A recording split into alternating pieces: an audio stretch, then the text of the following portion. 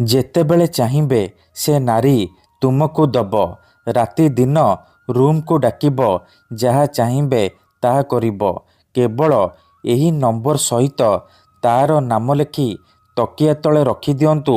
Guarantee ଦେଉଛି ଯେତେ ସୁନ୍ଦରୀ ଝିଅ ହେଇଥାଉ ବା ସୁନ୍ଦରୀ ଭାଉଜ ତୁମ ପାଖକୁ ଆସିବା ପାଇଁ ବାଧ୍ୟ ହେବ।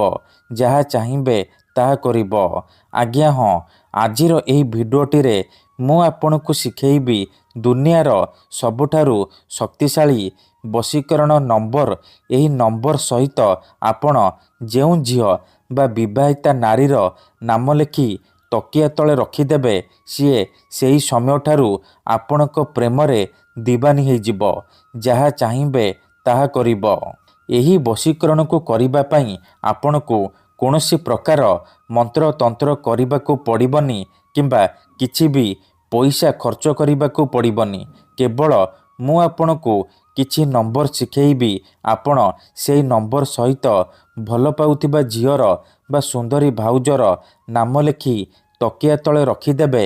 ଗ୍ୟାରେଣ୍ଟି ଦେଉଛି ଯେମିତି ଆପଣ ଏପଟେ ଏହି କାମ କରିବେ ସେପଟେ ସିଏ ଆପଣଙ୍କ ଆଡ଼କୁ ଆକର୍ଷିତ ହେବାକୁ ଲାଗିବ।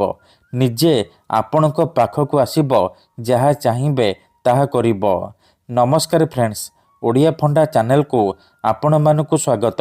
ଯଦି ଆପଣ କେଉଁ ଝିଅ ବା ବିବାହିତା ନାରୀକୁ ମନେ ମନେ ଭଲ ପାଉଛନ୍ତି, ପଡ଼ିଶା ଘର ସୁନ୍ଦରୀ ଭାଉଜ ଆଡ଼କୁ ଆକର୍ଷିତ ହେଉଛନ୍ତି କିନ୍ତୁ ଯେତେ ଚେଷ୍ଟା କଲେ ମଧ୍ୟ ତାକୁ ପଟେଇ ପାରୁନାହାନ୍ତି, ତାକୁ ନିଜର ମନ କଥା କହିପାରୁନାହାନ୍ତି, ଆଉ ଆପଣ ଚାହୁଁଛନ୍ତି କି ସେ ଝିଅ ନିଜେ ଆସି ଆପଣଙ୍କୁ ଭଲ ପାଉଛି ବୋଲି କହୁ, ଆପଣଙ୍କର ସବୁ ଇଚ୍ଛାକୁ ପୂରଣ କରୁ, ତେବେ ଆଜିର ଏହି ବଶୀକରଣ ଭିଡ଼ିଓଟି ଆପଣଙ୍କର କାମରେ ଆସିବ।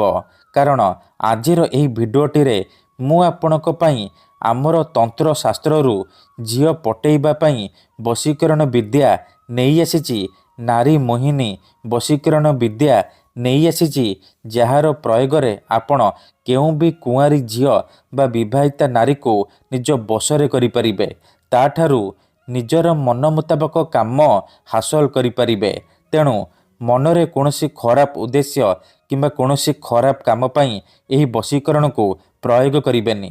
କାହିଁକି ନା ଏହାର କୌଣସି ପ୍ରକାର କାଟ ନାହିଁ। ମାତ୍ର ଥରେ ଯେଉଁ ଝିଅ ବା ବିବାହିତା ନାରୀ ଉପରେ ଆପଣ ଏହି ବଶୀକରଣକୁ ଗୋଟିଏ ଥର କରିଦେବେ ସିଏ ସେହି ସମୟଠାରୁ ଆପଣଙ୍କ ଆଡ଼କୁ ଆକର୍ଷିତ ହେବାକୁ ଲାଗିବ। ପାଗଳି ପରି ଆପଣଙ୍କୁ ଭଲ ପାଇବାକୁ ଲାଗିବ। ଆପଣ ତାକୁ ଯାହା କହିବେ, ଯେମିତି କହିବେ ସିଏ କରିବ। ଯଦି ଆପଣ ସେ ଝିଅକୁ ପଟେଇବାକୁ ଚାହୁଁଛନ୍ତି, ସୁନ୍ଦରୀରୁ ସୁନ୍ଦରୀ ପଡ଼ିଶା ଘର ଭାଉଜକୁ ପଟେଇବାକୁ ଚାହୁଁଛନ୍ତି, ତେବେ ଆଜିର ଏହି ଭିଡ଼ିଓଟିକୁ ଧ୍ୟାନ ସହିତ ଶେଷ ପର୍ଯ୍ୟନ୍ତ ଦେଖନ୍ତୁ। ଅଧାରୁ ଛାଡ଼ିକି ଯିବେନି, କାଟି କାଟି ଦେଖିବେନି, ନହେଲେ ଆପଣ କିଛି ବି ବୁଝିପାରିବେନି। ପରେ କମେଣ୍ଟ କରିବେ ଗୁରୁଜୀ ଆପଣଙ୍କର ବଶୀକରଣ କାମ କରୁନି। ତେଣୁ ଭିଡ଼ିଓଟିକୁ ଶେଷ ପର୍ଯ୍ୟନ୍ତ ଧ୍ୟାନ ସହିତ ଦେଖନ୍ତୁ। ପ୍ରୟୋଗ ବିଧିକୁ ଠିକ୍ ଭାବରେ ବୁଝନ୍ତୁ। ତାପରେ ଆପଣ ଏହି ବଶୀକରଣ କରିବା ପାଇଁ ଯିବେ। ତେବେ ଯାଇ ଆପଣଙ୍କର ବଶୀକରଣ କାମ କରିବ। କାହିଁକି ନା ଏହି ବଶୀକରଣକୁ ପ୍ରୟୋଗ କରି ହଜାର ହଜାର ଲୋକମାନେ ଲାଭବାନ ହେଇଛନ୍ତି। ବର୍ଷ ବର୍ଷ ଧରି ଭାଙ୍ଗି ଯାଇଥିବା ପୁରୁଣା ପ୍ରେମକୁ ଫେରାଇ ଆଣିପାରିଛନ୍ତି। ଶାଶୁ, ନଣନ୍ଦ, ଦିଅର, ଭାଉଜ କାହାକୁ ବି ନିଜ ବଶରେ କରି ତାଠାରୁ ମନ ଚାହୁଁଥିବା କାମ ହାସଲ କରିପାରିଛନ୍ତି। ଏଥିପାଇଁ ଆପଣଙ୍କୁ ବେଶୀ କିଛି କରିବାକୁ ପଡ଼ିବନି। କେବଳ ମୁଁ ଆପଣଙ୍କୁ କିଛି ନମ୍ବର ଶିଖେଇବି। ଆପଣ ଯେଉଁ ଝିଅ ବା ନାରୀକୁ ଭଲ ପାଉଛନ୍ତି ବା ଯାହାକୁ ବଶରେ କରିବାକୁ ଚାହୁଁଛନ୍ତି, ନମ୍ବର ସହିତ ତାର ନାମ ଲେଖି ତକିଆ ତଳେ ରଖିଦେବେ। ତାପରେ ଦେଖିବେ ଯେଉଁ ଝିଅ ଆପଣଙ୍କୁ ଭାव ଦେଉନଥିଲା ସେ ଝିଅ ନିଜେ ଆସି ଆପଣଙ୍କ ସହିତ କଥା ହେବ, ଆପଣଙ୍କୁ ଭଲ ପାଉଛି ବୋଲି କହିବ। ଯେଉଁ ପଡ଼ିଶା ଘର ଭାଉଜ ଆପଣଙ୍କୁ ଇଗ୍ନୋର କରୁଥିଲା, ଅଣଦେଖା କରୁଥିଲା, ସିଏ ରାତିଦିନ ଫୋନ୍ କରିବ, ହାତ ଧରିକି ଘରକୁ ଡାକିବ। ଯାହା ଚାହିଁବେ ତାହା କରିବ। ତେବେ ଏହି ବଶୀକରଣ ଉପାୟ ଆପଣ କେମିତି କରିବେ, କେମିତି ଆପଣ ନମ୍ବର ସହିତ ସେ ଝିଅ ବା ନାରୀର ନାମ ଲେଖିବେ, ମୁଁ ଆପଣଙ୍କୁ ଶିଖେଇବି। ସମ୍ପୂର୍ଣ୍ଣ ପ୍ରୟୋଗ ବିଧି ମୁଁ ଆପଣଙ୍କୁ ଠିକ୍ ଭାବରେ ଶିଖେଇବି। ଜାଣିବା ପାଇଁ ଆପଣ ଏହି ଭିଡ଼ିଓଟିକୁ ମୂଳରୁ ଶେଷ ପର୍ଯ୍ୟନ୍ତ ପୁରା ଧ୍ୟାନ ସହିତ ଦେଖନ୍ତୁ। ଠିକ୍ ଅଛି। ବିଧିଟି ଜାଣିବା ପୂର୍ବରୁ ଯଦି ଆପଣ ଆମ ଚ୍ୟାନେଲକୁ ପ୍ରଥମ ଥର ଆସିଛନ୍ତି ତେବେ ଦୟାକରି ଚ୍ୟାନେଲକୁ ସବସ୍କ୍ରାଇବ୍ କରି ପାଖରେ ଥିବା ବେଲ୍ ଆଇକନ୍କୁ ମଧ୍ୟ ଦବାଇ ଦିଅନ୍ତୁ, ଯାହାଦ୍ୱାରା ଆମେ ଯେଉଁ ବି ଭିଡ଼ିଓ ଅପଲୋଡ଼ କରିବୁ ସର୍ବପ୍ରଥମେ ଆପଣ ଦେଖିପାରିବେ ଆଉ ତା'ର ଲାଭ ପାଇପାରିବେ। ବଶୀକରଣ କରିବା ପୂର୍ବରୁ ଗୋଟିଏ ଛୋଟିଆ କଥା ମନେ ରଖନ୍ତୁ। ଯେତେବେଳେ ଆପଣ କାହାକୁ ନିଜଠାରୁ ଅଧିକ ଭଲ ପାଉଛନ୍ତି, ତା ବିନା ବଞ୍ଚିପାରିବେନି ଭାବୁଛନ୍ତି, ସେତେବେଳେ ଆପଣ ବଶୀକରଣ କରିପାରିବେ। ଯଦି କେଉଁ ଲୋକ ବିନା କାରଣରେ ଆପଣଙ୍କୁ ହଇରାଣ କରୁଛି, ଆପଣଙ୍କର ଘର ପରିବାର ଉପରେ ଖରାପ ନଜର ପକାଉଛି, ଏହିପରି ପରିସ୍ଥିତିରେ ଆପଣ ବଶୀକରଣ କରିପାରିବେ। କାହିଁକି ନା କେତେଥର ଏମିତି ହେଇଥାଏ କି ଆମର ଶତ୍ରୁ ଆମଠାରୁ ପଇସାରେ ଆଉ ଶକ୍ତିରେ ବଳବାନ ହେଇଥାଏ, ଆଉ ଆମେ ଚାହିଁକି ବି ତା'ର କିଛି କରିପାରୁନାହୁଁ। ଏହିପରି ପରିସ୍ଥିତିରେ ଆପଣ ବଶୀକରଣ କରିପାରିବେ। ନିଜ ଶତ୍ରୁକୁ ହାତ ମୁଠାରେ ରଖିପାରିବେ। ସୁନ୍ଦରୀରୁ ସୁନ୍ଦରୀ ଝିଅକୁ ଅତି ସହଜରେ ପଟେଇ ପାରିବେ। ସୁନ୍ଦରୀ ଭାଉଜଠାରୁ ନିଜର ମନ ମୁତାବକ କାମ ହାସଲ କରିପାରିବେ।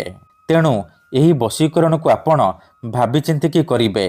ତେବେ ଚାଲନ୍ତୁ ଜାଣିବା ଏହି ବଶୀକରଣ ଉପାୟ ଆପଣ କେମିତି କରିବେ।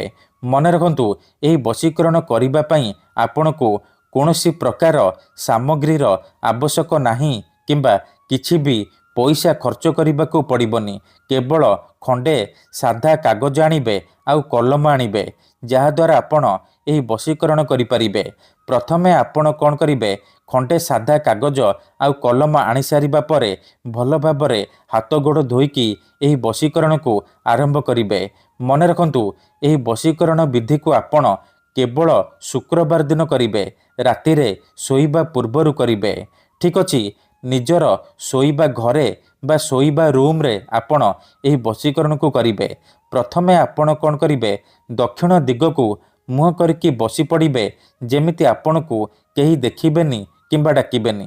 ତାପରେ କାଗଜରେ ସେ ଝିଅ ବା ନାରୀର ନାମ ଲେଖିବେ ଆଉ ତା ପାଖରେ ନିଜର ନାମ ଲେଖିବେ।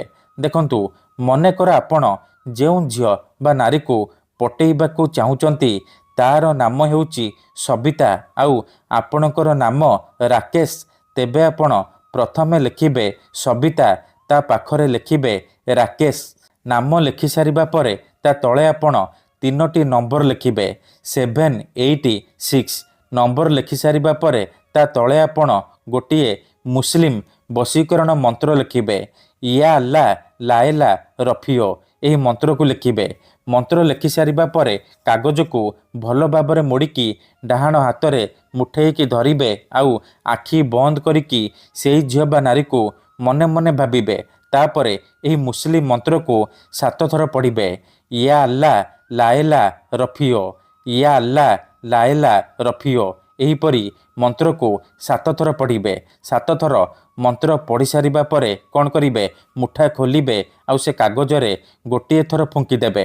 ତାପରେ କ'ଣ କରିବେ, ସେ କାଗଜକୁ ନିଜର ଶୋଇବା ତକିଆ ତଳେ ରଖିକି ଶୋଇପଡ଼ିବେ। ଗ୍ୟାରେଣ୍ଟି ଦେଉଛି, ଯେପର୍ଯ୍ୟନ୍ତ ଆପଣଙ୍କ ତକିଆ ତଳେ ସେ କାଗଜ ଥିବ, ସେ ଝିଅ ବା ନାରୀ ଆପଣଙ୍କ ବଶରେ ରହିବ। ଯାହା ଚାହିଁବେ ତାହା କରିବ।